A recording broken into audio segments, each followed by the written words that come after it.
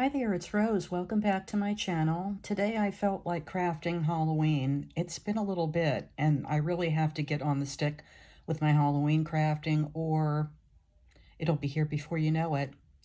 So today what I'm using are these Whimsy Stamps card fronts. They're quick card fronts is what they're called. And I picked this up on scrapbook.com a while ago, and I thought I should dig into it. So what you get here are A2 size card fronts, and you get 10 single-sided sheets, one of 8 designs. So here you can see what they look like.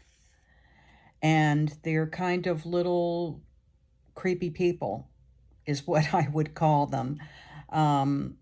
It says that they're little warlocks. So again, this is by Whimsy Stamps. So I took these out, and along with this, I took out one of my favorite dies to use at Halloween. These are the Amazon Nesting Torn Edge dies. I think you can still find them on Amazon. And if you just look for a torn edge die, they will probably come up.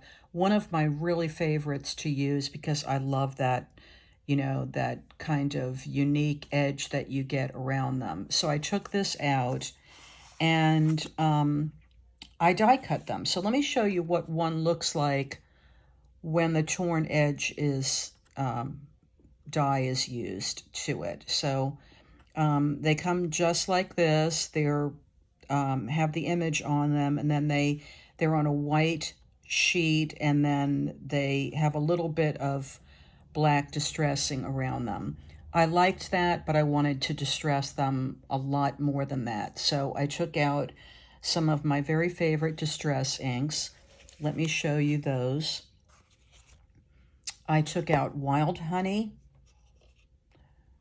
Ground Espresso, Dried Marigold, Carved Pumpkin. You see like a theme of where I'm going with this.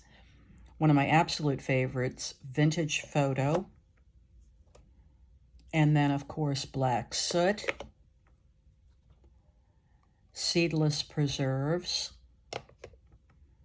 And then an unexpected one, but really a great one, is Blueprint Sketch. So a lot of distressing happening. I made some cards. Let me go away and come back, and I'll show you what I created using the Whimsy card fronts, some distressing, the torn edge die, and a few other secrets. Okay, here's my first card. I brought in some paper from my stash for the first layer. Then I cut out the base of this image with the torn edge die, which you can see here, but I heavily distressed it before I cut it out. And you can see here again is what the card looks like before, and here it is after it's been heavily distressed. I just thought these images really needed that. And then what I did was I used a second torn edge die and cut out the center of the image. And then I popped that up on foam tape. So it's layered up, kind of matched back like a puzzle. Again, for some interest there. And then I die cut some bats and used my Spectrum Noir glitter pen to glitter them up just a little bit. I used a white paint pen to add some accents to the image, and then I used crystal accents on the eyes because I wanted to make the eyes extra spooky. So this is my first card. All the cards are blank in the center, so that I can add something before I send them out, but I just focused on the top of the card.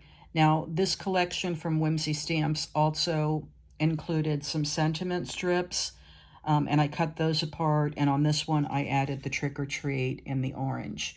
So the sentiments were orange and black, and then black and white. Here's my next one. This one, the sentiment is wickedly handsome, and I think that he really is. you can get a better sense of all the detail. You can see some of that pretty blueprint sketch that I added when I did the distressing just all around him, and a lot of the carved pumpkin there is the orange ink that you're seeing. Again, the bats with the Spectrum Noir glitter and the crystal accents for the eyes.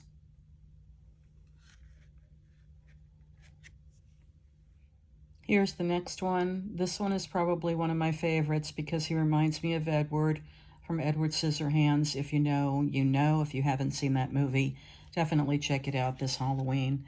But yeah, he looks amazing with that top hat.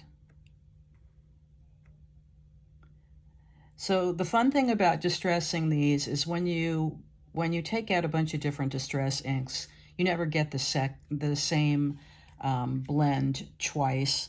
Everything is always very unique when you're doing ink blending like this, and it's just something I love to do and don't do nearly enough. I don't know why. I have all the distress colors, and it's just especially fun this time of the year to pull them out and really, go for that extra grungy look. And plus, these images are just perfect for it.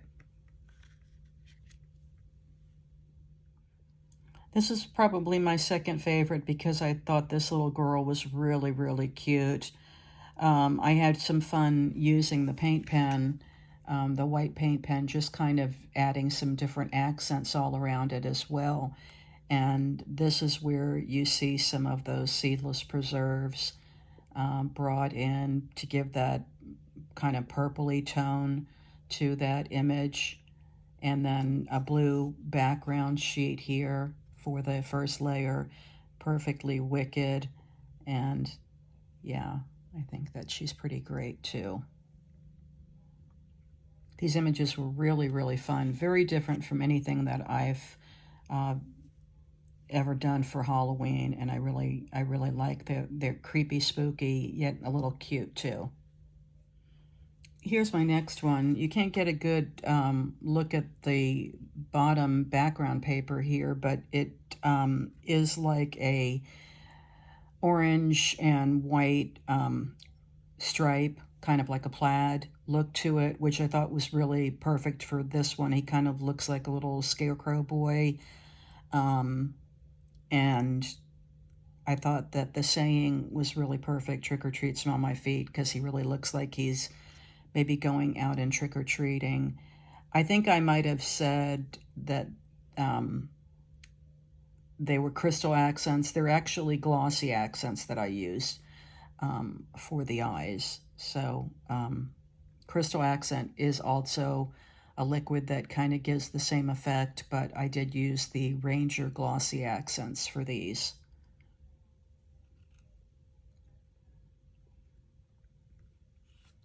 And this one, obviously, I used a lot of carved pumpkin just because I wanted to bring out the orange in the background paper and then the orange in the pumpkin that he's standing next to as well.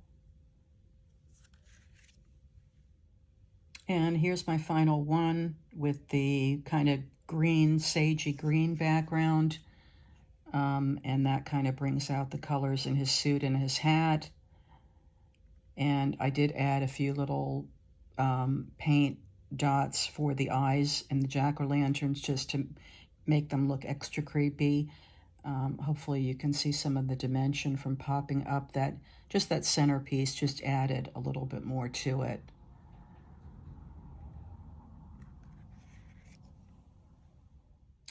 So that's a look at the Halloween that I've been creating so far this week. I had so much fun designing these 6 cards. I hope you enjoyed taking a look and learning a little bit about the process of how I made them. I'm wishing you a wonderful day. Thanks again for watching, and I'll see you next time.